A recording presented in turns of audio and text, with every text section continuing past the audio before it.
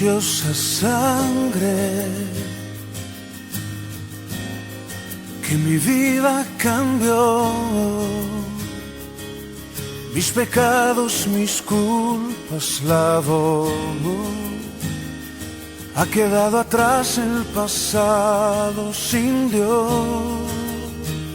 Bom dia, povo de Deus. Graça e paz a vocês. Domingo, dia de escola dominical. Que beleza. Que bom que você está aqui com a gente, tá? Ao Senhor nosso Deus, nossa gratidão por esta oportunidade de estudarmos juntos a sua bendita palavra. Nosso carinho, nosso abraço a você que está participando deste momento conosco, tá bom? Deus possa te abençoar nesse instante que estaremos juntos aqui, nesses momentos que estaremos juntos aqui. Aqui você já sabe, mas não tem problema nenhum a gente falar, a gente repetir. Nós falamos aqui da Igreja Metodista em São Roque, terceira região. Estamos estudando a revista Em Marcha. Você sabe, né? Maturidade cristã, fé, experiência e convivência. O nosso estudo é dirigido à classe de adultos da Igreja Metodista em São Roque, mas aberto, obviamente, a todos vocês que acessarem essa nossa página, esse nosso canal, tá bom? Hoje a lição traz esse título aqui, ó. Davi e Absalão, a falta de diálogo mata. E o texto é esse que você está vendo aí também, 2 Samuel 14, 21 a 24. Deixa aberto aí, deixa anotado na tua Bíblia aí. Daqui a pouco a gente vai ler, tá bom? Semana passada nós iniciamos a terceira unidade, você sabe, né? Essa terceira unidade que nós estamos estudando, ela trata mais especificamente de convivência, tá? Conversamos um pouco sobre o relacionamento familiar daqueles dois personagens principais da nossa lição, semana passada, Abrão e seu sobrinho Ló. E essa unidade 3, ela fala de maturidade nas relações entre as pessoas, as relações interpessoais. O objetivo dessa unidade completo, né, o objetivo todo da unidade é nós pensarmos um pouquinho a maturidade em vários aspectos das relações interpessoais, tá bom? É isso aí. Se a gente abrir um pouquinho isso, né, essa questão do objetivo, nós podemos dizer que a proposta dessa unidade é discutirmos nessas 13 edições que compõem esta nossa última unidade dessa revista, temas como, veja aí, né, a importância dos acordos, a mediação de conflitos, quando eles acontecerem, somente quando eles acontecerem, tá?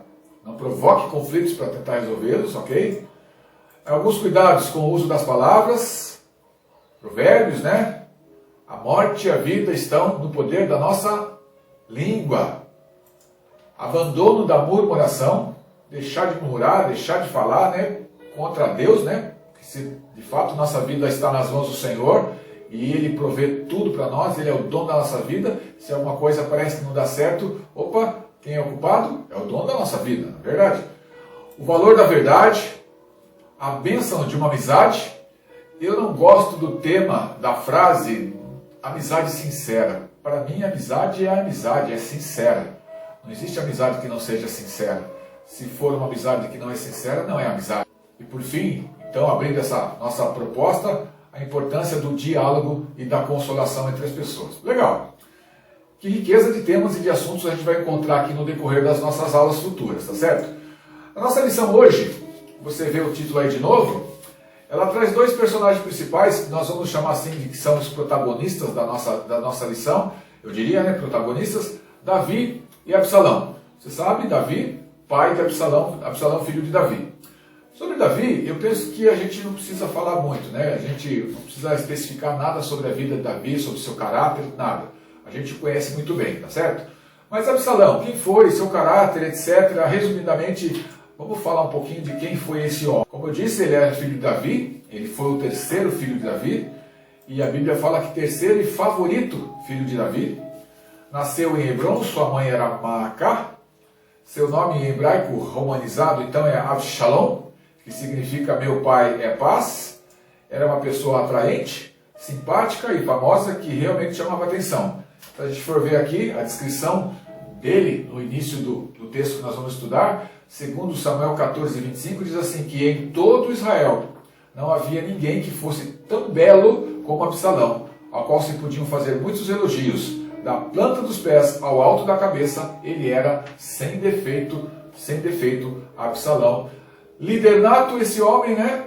Com personalidade marcante e carismática, impulsivo em muitas de suas ações e igualmente maquinador e conspirador para preencher suas ambições em busca do poder. Que poder é esse? Tomar o trono do seu pai Davi.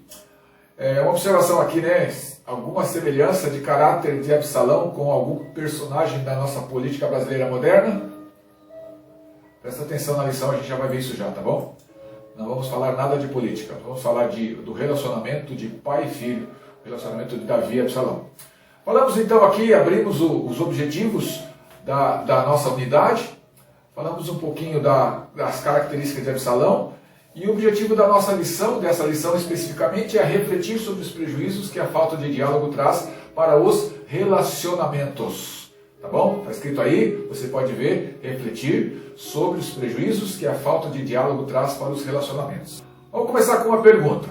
A pergunta é muito fácil, já eu sei que a resposta não é muito fácil, nem tanto, tá bom? Você sabe o que significa omissão? O irmão Celso estivesse aqui, ele diria que omissão era aquela missa grande, né? Vamos ver segundo o dicionário? Segundo o dicionário, omissão é ação ou efeito de não dizer ou de não fazer algo, ou de deixar de fazer ou de dizer alguma coisa. Ação ou efeito de deixar de lado, no sentido de não levar em conta, no sentido de desconsiderar. Omissão é esquecimento, omissão é desprezo, ausência de ação, inércia, falta de atenção, falta de cuidado, descuido, negligência.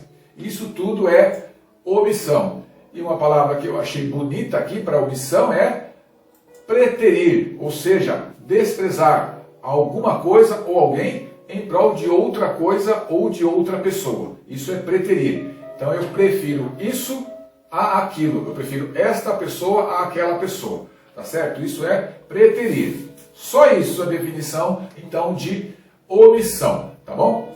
Presta atenção, para a gente entender legal aqui. Omitir não é escolher algo ou alguém. Omitir é bem diferente de escolha.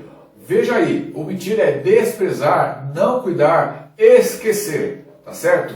Se a gente colocar assim, esquecer é a mais suave de todas as palavras que definem omissão. Outra pergunta. Essa você não precisa responder, nós vamos responder juntos aqui. Que consequências uma omissão pode provocar, por exemplo, numa amizade ou num relacionamento, no ambiente de trabalho? Quais as consequências que a omissão pode provocar? E a gente sabe que a omissão de fato provoca danos gravíssimos nas relações das pessoas. E nessa lição, então, como eu disse, nós vamos ver juntos as consequências da omissão de Davi no contexto família, tá bom? Vamos ver o texto de cada então, que é 2 Samuel 14, versículos 21 até o 24. Vamos ler? 2 Samuel 14, 21 até o 24. Mais uma vez, estou lendo na Bíblia de Jerusalém. Então o rei disse a Joabe: está bem, eu faço isso.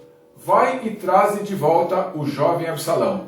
Joabe caiu com o rosto em terra, prostrou-se e bendisse o rei. Depois Joabe disse: o teu servo sabe hoje que encontrou graça aos teus olhos, Senhor meu rei, pois o rei executou a palavra do seu servo.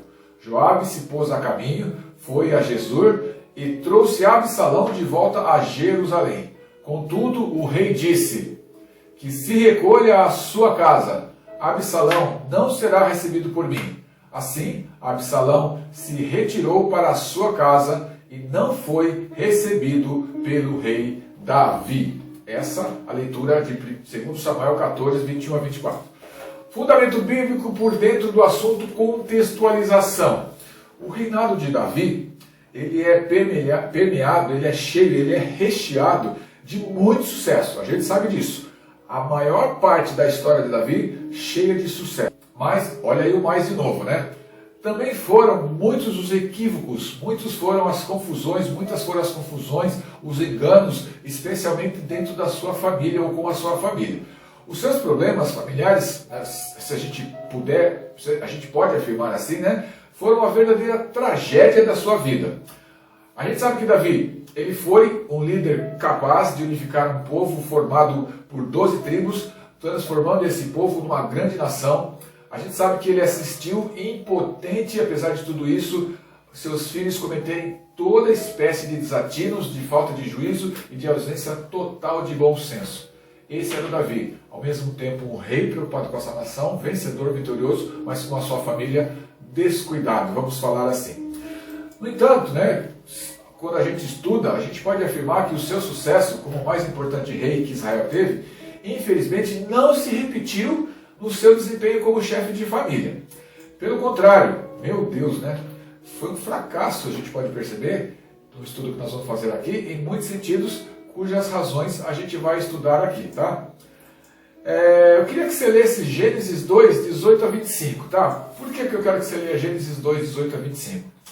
Nesse texto de Gênesis, nós lemos que o modelo criado por Deus para o relacionamento entre homem e mulher é e foi criado a monogamia, a união entre apenas um homem e uma mulher. Mas Davi teve, a história conta, muitas mulheres. A Bíblia menciona 8 delas pelo nome. Mas ele casou-se com outras mulheres em Jerusalém também, cujos nomes não são mencionados, e teve outras tantas concubinas também. O que é concubina, Dário? Concubina é a mulher que vive maritalmente com uma pessoa sem estar com ela casada, tá? E concubino é o homem que vive maritalmente com uma mulher sem estar casado com ela, mesma coisa, tá? Com tantas mulheres, com tantas concubinas, Davi teve muitos filhos também, dos quais a Bíblia cita o nome de 19 deles. Mas a gente sabe também que ele teve outros filhos nascidos em Jerusalém, além dos nascidos de suas concubinas, cujos nomes, assim como os nomes de suas concubinas, também não são citados na Bíblia, tá certo?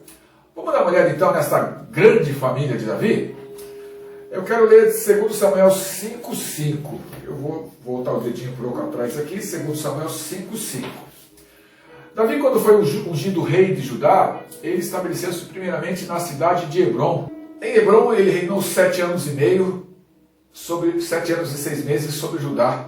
Em Jerusalém ele reinou outros 33 anos sobre todo Israel e sobre Judá. São esses, por ordem de nascimento, os filhos de Davi que nasceram em Hebrom. Aminon, filho de Ainoã de Jezreel, Daniel, filho de Abigail, de Carmelo, Absalão, filho de Maacá, que era filha de Talmai, rei de Gesur, para onde o príncipe Absalão foge da presença de Davi. Ele vai para Gesur, para perto do seu avô materno.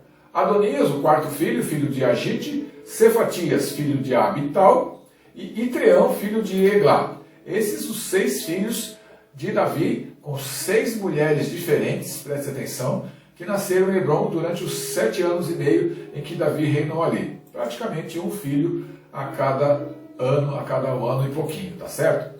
Como o texto que nós lemos aqui, segundo Samuel 5,5 disse, ele reinou 33 anos em Jerusalém, agora sobre todo Israel, não mais só sobre Judá, e muitos filhos dele nasceram ali. A sua mulher Batseba, a gente sabe, né, filha de Amiel, ela lhe deu 4 filhos. Samua, em alguns lugares chamado de Simeia, Sobabe, Natã e Salomão. Davi foi pai de outros 9 filhos, cujos nomes aparecem na Bíblia. Olha aí os nomes dele. Ibar, Elisua, Eupelete, Noga, Nefeg, Jafia, Elisama, Eliada e Elifelete. Esses 9 filhos de Davi. E a Bíblia cita também que ele teve uma filha chamada Tamar, ok? Como é fácil concluir, Davi não poderia cuidar adequadamente de uma família tão grande como esta, tá certo? Tão grande e, além de grande, tão diversa e tão complicada também. Ainda mais se nós considerarmos, né, que ele tinha também grandes responsabilidades, além de pai, como líder do povo de Israel. Com isso, né, e por isso, né, com essa responsabilidade que ele tinha diante do povo de Israel, como líder que era e como pai de família, seus filhos foram criados sem nenhum limite. O que foi dito acerca de um deles, a Bíblia fala acerca de Adonias, nós podemos entender que pode ser estendido a todos eles. Vamos ver então o que a Bíblia fala desse filho? 1 Reis 1, versículo 6. 1 Reis 1, versículo 6. Davi falando do seu filho e sobre a Bíblia falando para nós, né, sobre Davi e como era o seu relacionamento com seu filho Adonias. Depois de ele ter usurpado o trono. Jamais seu pai o contrariou, dizendo: por que procedeste assim, meu filho? Além disso, era ele de aparência muito formosa e nascera depois de Absalão. Então esse era o quarto filho de Davi com a sua mulher, agora Eglate, quarto filho de Davi. Jamais seu pai o contrariou. É aqui que nós queremos pegar, tá certo? Então vamos lá. A Bíblia está dizendo aqui, em outras palavras, que seu pai, enquanto viveu, nunca o havia contrariado, nunca o repreendeu, dizendo: por que fizeste ou por que procedes assim, meu filho Adonias? E é disso que trata o texto bíblico desta lição. Aqui fica uma dica, meus queridos, e essa dica é importante. Para a gente compreender, né, bem essa história de Davi e de Absalão e o porquê desses acontecimentos sobre a vida do rei Davi, nós precisamos ver um pouco atrás, a história um pouquinho para trás. E por isso eu sugiro, eu até insisto, né, para vocês que leiam, né, se você assim que você puder, leia mesmo os capítulos 11, 12, 13 e 14 e depois o 15 inteiro também. O 14 nós só lemos alguns versículos, mas para você compreender essa história, de onde começa tudo isso, de onde parte tudo isso, é necessário que você leia aqui, ó, 2 Samuel, capítulos 11, 12, 13 e 14. Tá bom? Como eu sei que você vai ler depois, legal, tranquilo.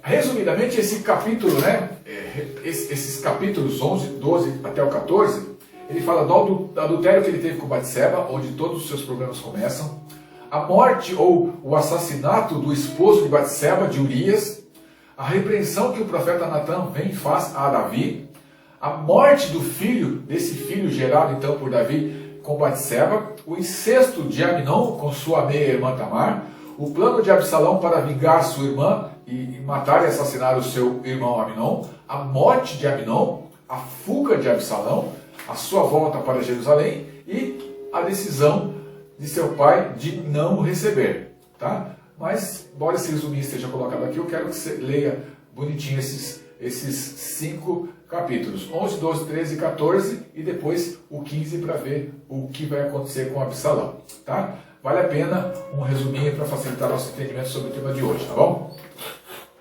E esse resuminho começa assim: Davi casou-se com Batseba.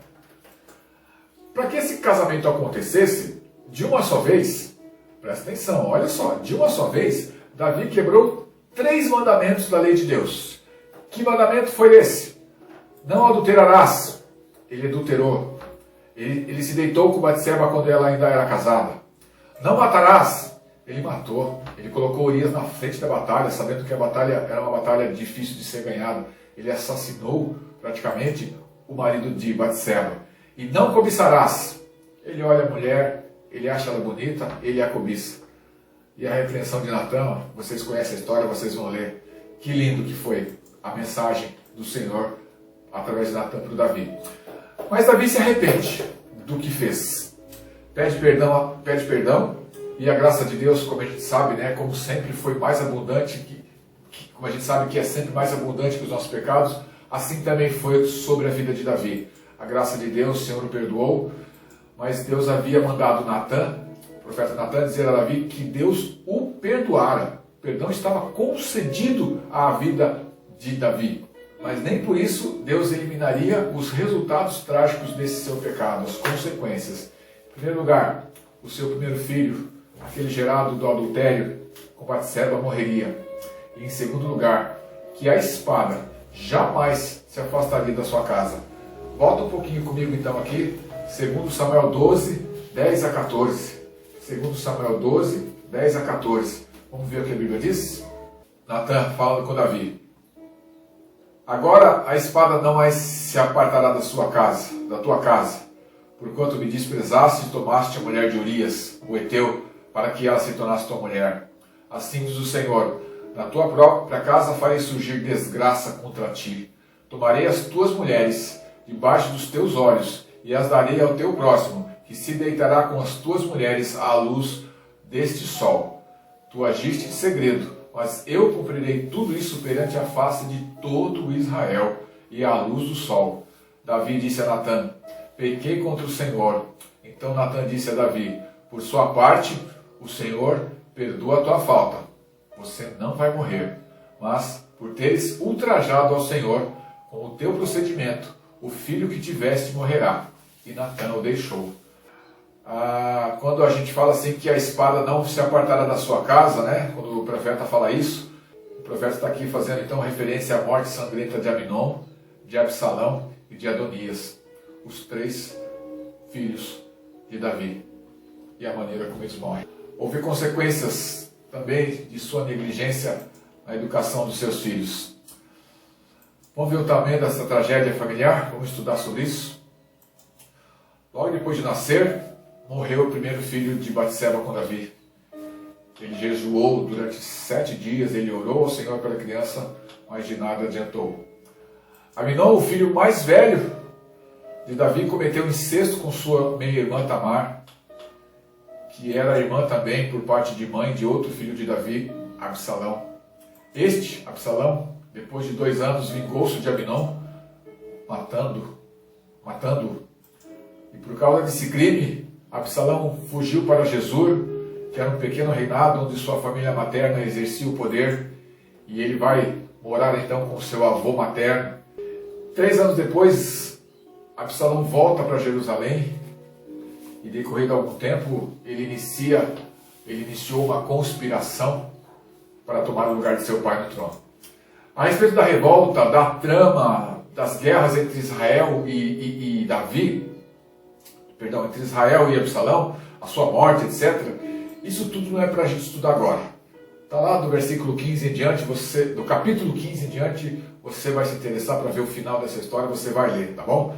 O que nos interessa agora é a omissão de Davi para com este filho e as consequências que esta omissão causou. Segundo Samuel 14, 28 até o 33. Vamos ler? Segundo Samuel 14, 28 até o 33, para a gente compreender um pouquinho dessa história, tá?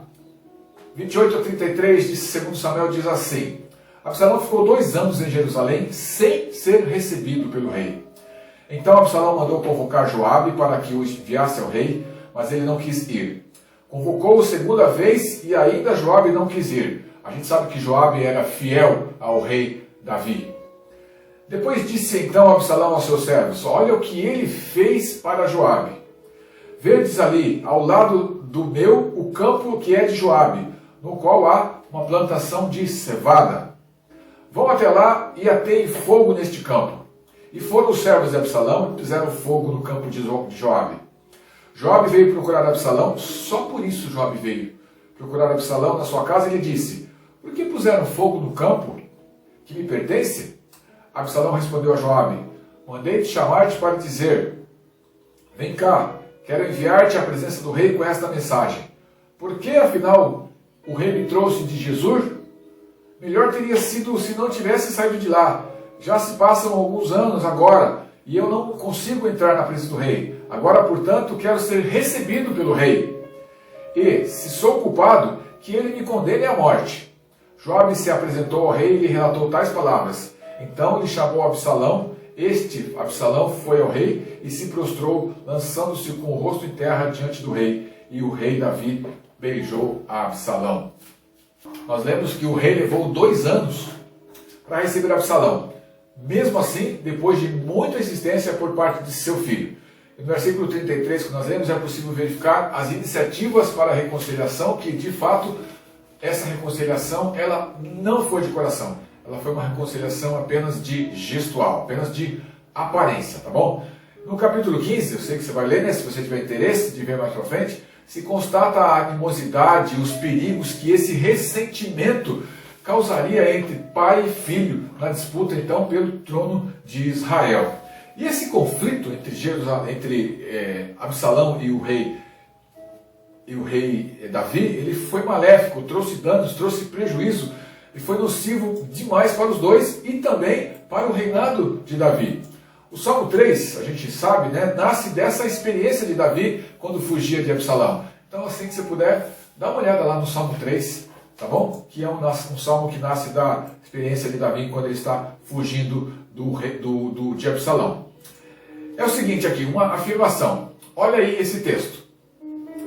Uma boa relação depende do investimento das pessoas que se encontram nela. Uma boa relação depende do investimento das pessoas que se encontram nela.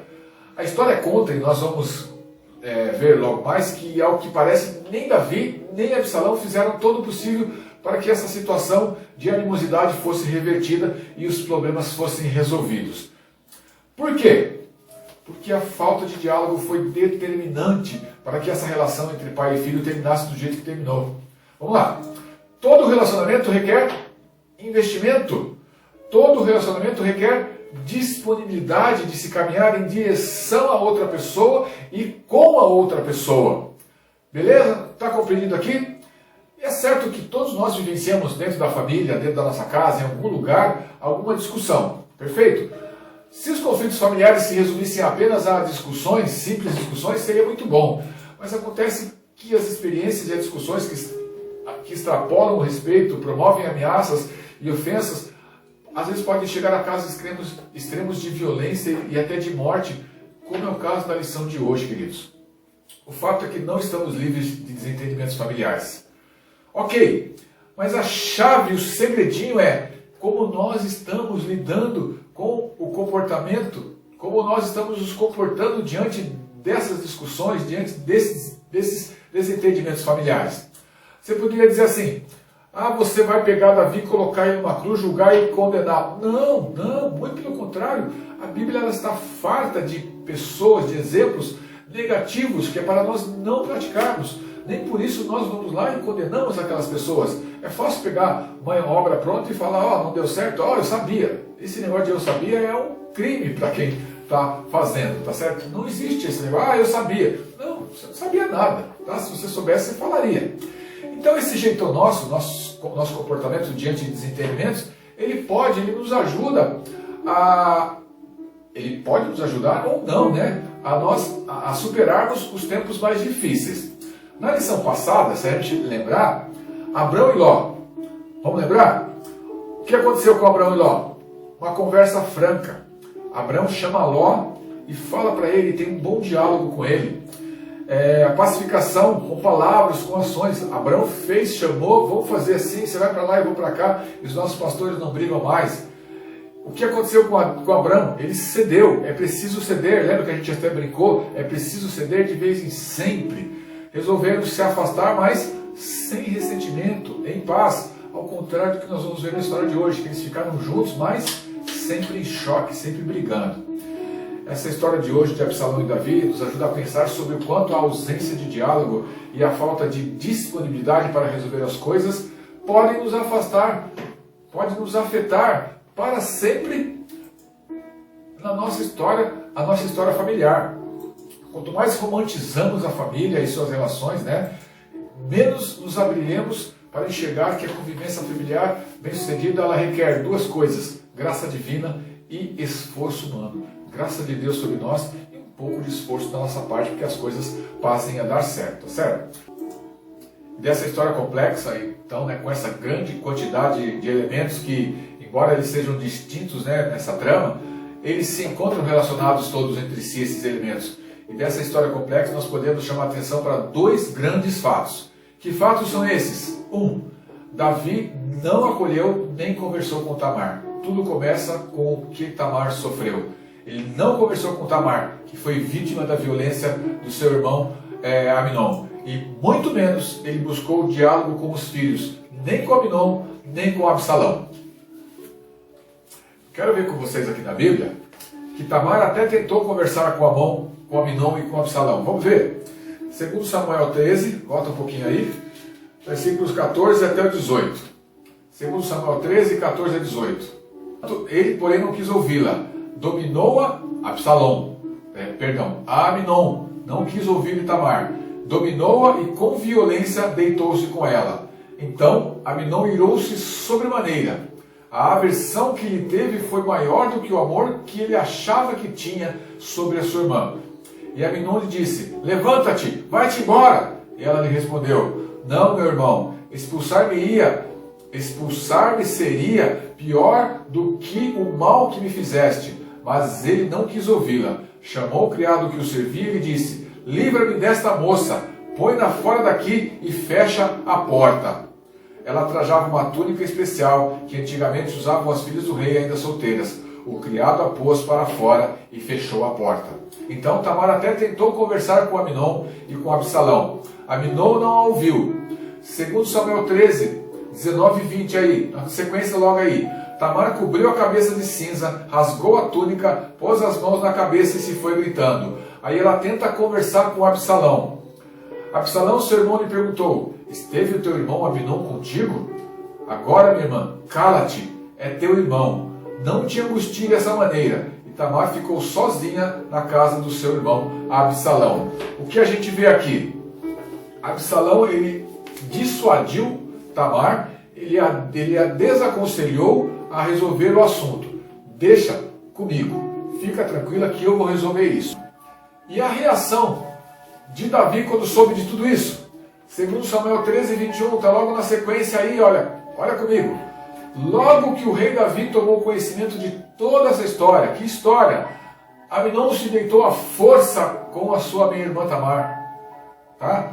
Essa história chegou ao conhecimento do rei. Depois que ele tomou conhecimento de toda essa história, ele ficou indignado.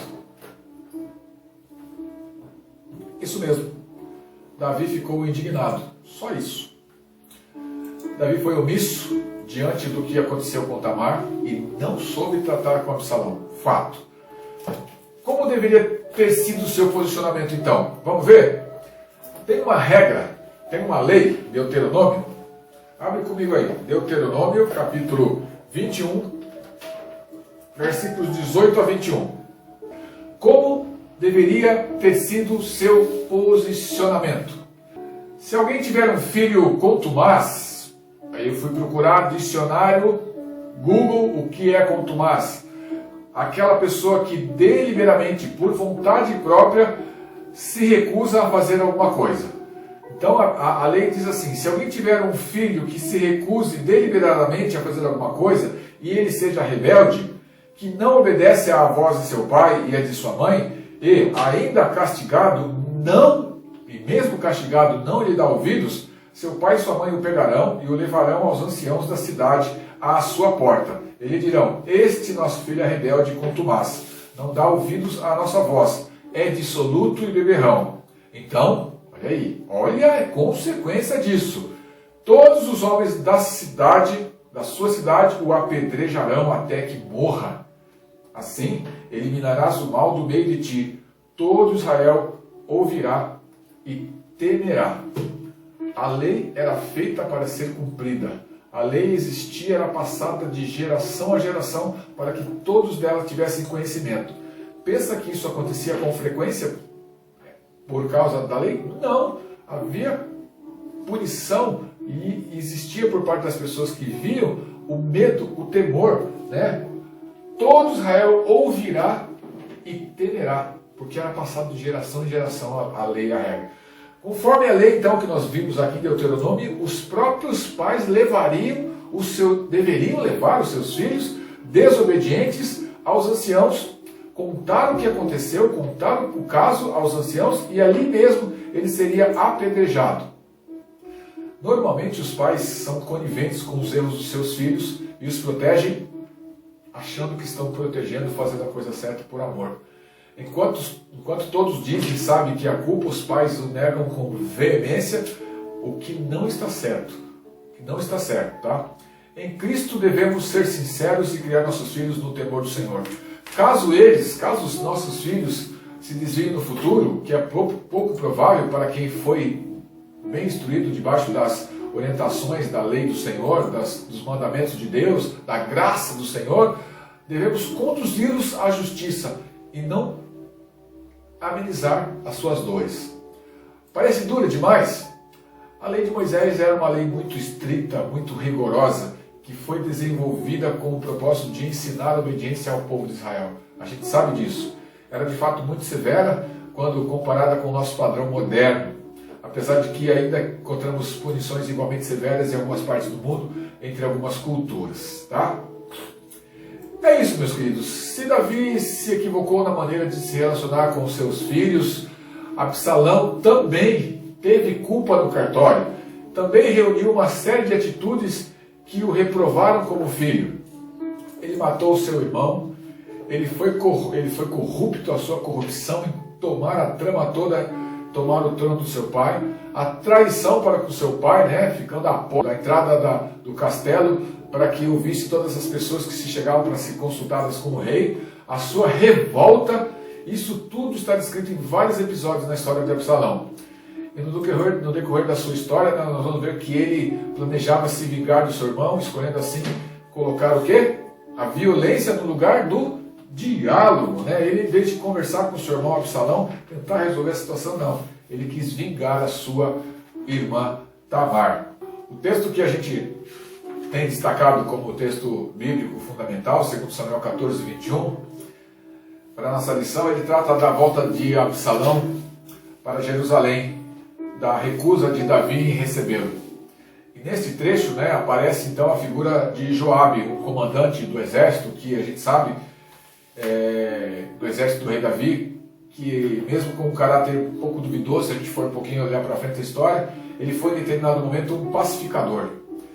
Ele arranjou mesmo, né, o retorno de Absalão, pedindo que a sábia Tecoa fosse uma espécie de mediadora naquela situação conflituosa. A fim do quê? A fim de que Davi permitisse o retorno de Absalão a Jerusalém. O que Joabe fez, em certa medida, parece que surtiu efeito. O rei permitiu que ele voltasse. Joabe agradeceu ao rei, fez o que era preciso para trazer Absalão a Jerusalém. Mas, ao que parece, né, essa aproximação, o fato de Absalão ter saído de Jesus e voltado para Jerusalém depois de 3 anos, essa aproximação terminou ali, né, terminou por aí. Pois, embora o rei tenha permitido que Absalão viesse, ele não aceitou conviver e muito menos aceitou dialogar com Absalão.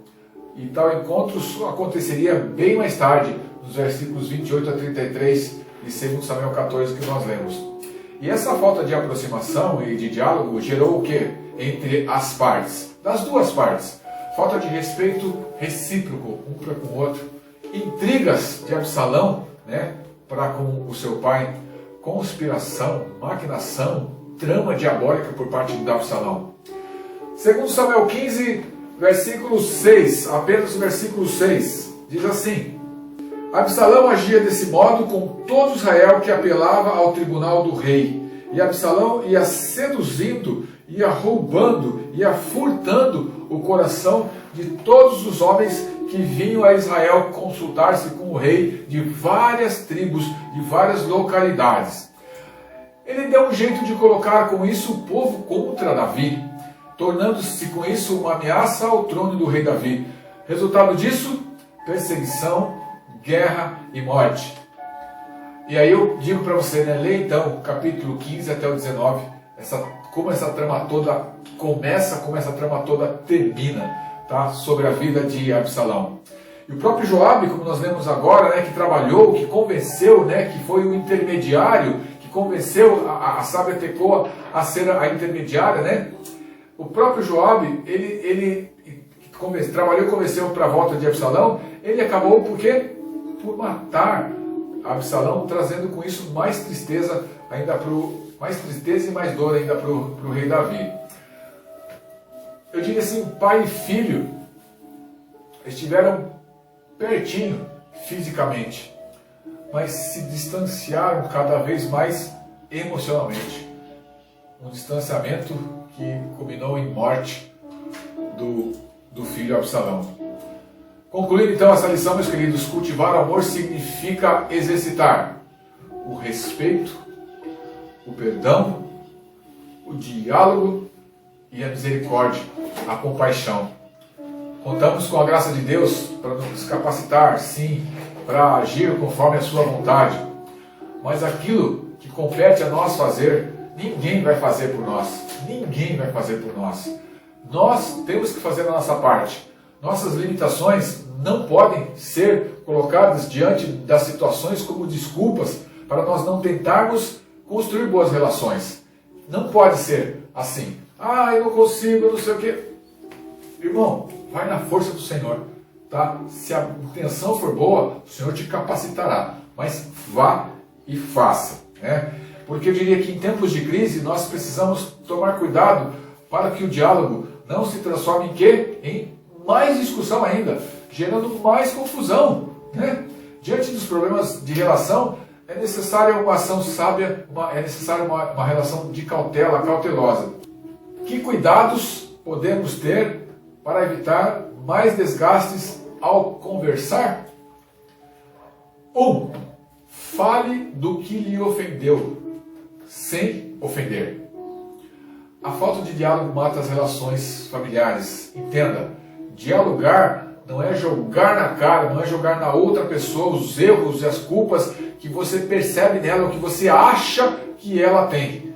Por outro lado, nós não podemos nos calar sobre o que está nos ofendendo. Então, fale do que lhe ofendeu sem ofender. 2. Fale no momento certo.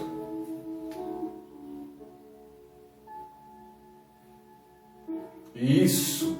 É sempre melhor esperar os ânimos se acalmarem para começar uma conversa. Claro, se quisermos que essa conversa seja uma conversa efetiva, ou seja, uma conversa que aconteça e que permaneça, e além de permanecer essa conversa, ela produza frutos, então ela seja efetiva. Quando um não quer, dois não brigam. É isso mesmo. 3. Escute. Escute. Ninguém é dono, ninguém é dona da razão. Em meio a discussões, todos sofrem. Por isso, não devemos ser egoístas, tratando somente dos nossos interesses, achando que a nossa dor é mais importante que a dor da outra pessoa, que a dor do outro. Escutar é tão importante quanto falar. E também quanto ao ato de darmos atenção a alguém. Escute a pessoa. Escutando as pessoas, às vezes, somente escutando as pessoas, nós podemos propiciar, nós podemos proporcionar a calmaria necessária. Às vezes aquela pessoa só quer falar, tá certo? Entendeu? Então, eu diria, fala homem, fala mulher, fala meu pastor. É isso aí. 4, reconheça os próprios erros e peça perdão. Meu Deus, tem que pedir desculpa mesmo? Sim, pedir desculpa sempre é válido e pode, com isso, abrir a possibilidade para que uma nova etapa da história comece ou simplesmente uma nova etapa da história recomece a partir do ponto onde ela parou. Nós não devemos ter vergonha de erros e nem de reconhecê-los. Assumir nossos erros é sinal de coragem e de bom senso e jamais de vergonha, tá certo? Abrir mão do orgulho é sinal de maturidade. Lembra Apocalipse, a igreja de Éfeso? Vê onde caiu, volte atrás, arrependa-se e recomece. Só isso. 5. Faça tudo para construir a paz no lar. Romanos 12:17, o conselho bíblico lá em Romanos 12:17 é: não pague o mal com o mal, se possível tenha paz com todos os homens. Seja você a pessoa a dar o primeiro passo. Seja você a pessoa que faça, em qualquer situação, a opção: eu escolho a paz. Quando um não quer, dois não brigam. É isso mesmo, queridos. Ore sem cessar. Número 6. Orar sempre pela família, não somente quando não conseguimos resolver os conflitos. Reconhecer a nossa limitação e apresentar os problemas ao nosso limitado e sempre amoroso Pai, confiando no seu agir. Essa é uma das formas que nós podemos resolver os problemas. E não tenha dúvida de que Deus pode dar paz nos relacionamentos, mas precisamos fazer a nossa parte. Qual é a nossa parte? Confiar nele e amar a nossa família. Essa é a nossa parte. Concluindo então, a gente poderia dizer assim: pelo que os seus filhos fizeram, nós percebemos o quanto Davi falhou na educação deles. Essa faceta de Davi, ela serve de exemplo de como não devemos proceder como chefes de família. Entretanto, Deus, apesar de tudo, tinha o propósito de suscitar da descendência dele, de Davi, o Salvador do mundo, Jesus Cristo, nosso Senhor. Assim, de uma família tão atribulada por tantos pecados, surgiu aquele que pode nos libertar desse mal e salvar homens e mulheres para constituírem verdadeiras famílias do Senhor. Como Paulo nos ensina, a relação entre Jesus, o filho de Davi, Jesus, filho de Davi, e seu povo, serve de parâmetro, serve de comparação para as relações na família cristã. Como Jesus se relacionava com o povo, como Jesus se relacionava com as pessoas, amando-as.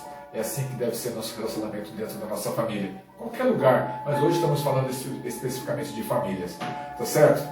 E é na família que nós aprendemos a conviver com as pessoas diferentes, com os diferentes, a fim de nos relacionar bem com os demais, fora dela. Como eu disse, é em todo lugar, mas hoje estamos falando de família, porque é na família que a gente aprende a relacionar com os diferentes, para assim nos relacionarmos fora dela. A nossa família é uma escola de relacionamentos, acredite nisso. E Deus escolheu a família para ela ser a base de tudo. Deus escolheu a família para ser a base de tudo. A primeira família que Ele escolheu, o povo de Israel, e toda a sua história nós conhecemos narrada na Bíblia. Essa família Israel, no Novo Testamento, ela torna-se a igreja, que representa a igreja hoje, a família espiritual. A igreja não é aquele prédio bonitão que está lá na Praça da República, não é aquele prédio bonito que está lá na Vila Irene, não. A igreja somos nós, a igreja é você, a igreja sou eu, tá? Então é isso. Essa família que Deus escolheu, Israel, no Novo Testamento ela torna-se a igreja, a família espiritual, como nós somos hoje, o povo escolhido de Deus. E como família espiritual, cabe a cada um de nós mostrar ao mundo a diferença, para que os demais sejam então impactados, movidos, transformados e atraídos a essa família espiritual, essa grande família que nós temos. E como qualquer família, dentro da igreja, dentro do espaço de igreja, nós teremos nossos desentendimentos. A nossa caminhada é e sempre será de aprendizados, mas que a gente possa entender que no caminho a gente tenha a coragem de pedir ao Senhor que nos ajude a manter as nossas referências nele simplesmente, e nas experiências que nós temos um com o outro, uns com os outros, tá bom? Eu vou pedir para você ler esse último texto de hoje. Eu vou ler com vocês, me permitam. Efésios capítulo 6, 4 versículos, 6 de 1 a 4. Filhos, obedecei a vossos pais no Senhor, pois isso é justo. Honra a teu pai e a tua mãe, que é o primeiro mandamento com promessa, para que te vá bem e sejas de longa vida sobre a terra. E vós, pais, não provoquei vossos filhos a ira, mas criai-os na disciplina e na admoestação do Senhor. Para que a vida seja longa, honra pai e mãe.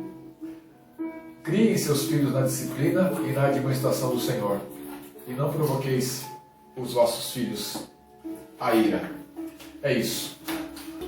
Fundamental então nesse texto de Efésios 6, 1 a 4, conforme nossa lição, atitudes de pais que podem salvar uma relação.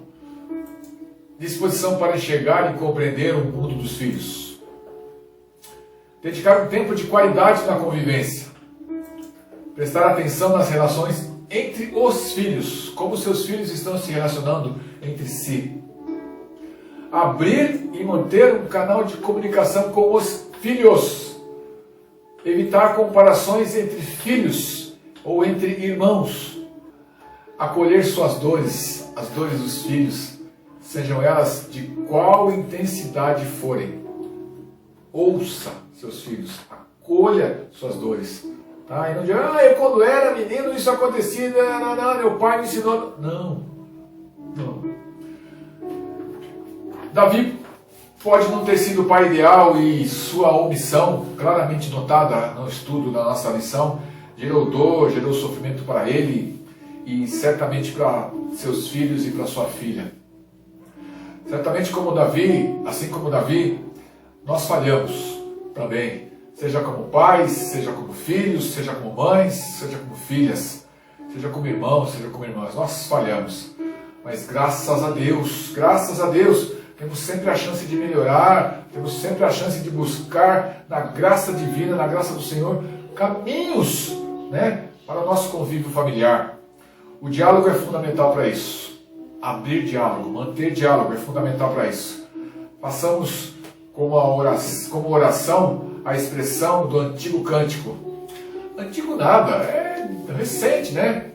A começar em mim, quebra corações, para que sejamos todos um, como tu és em nós. Que possamos nos dispor a ser o canal por onde as mudanças começarão a acontecer em nossa família. É isso, a começar em mim. Amém. É isso, meus queridos. Ficamos por aqui. Que o Senhor Deus fale ao seu coração sobre o tema estudado aqui hoje.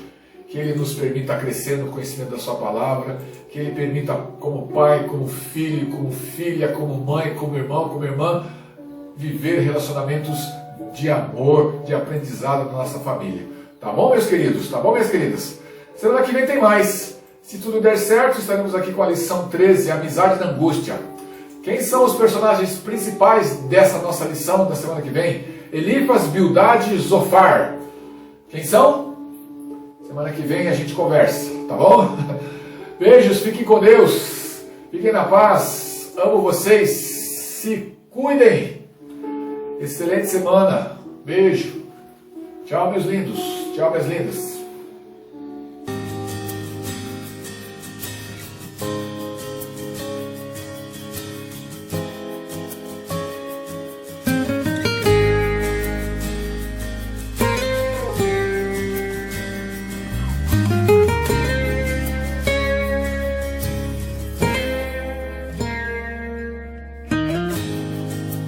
Preciosa sangre que mi vida cambió, mis pecados, mis culpas lavó,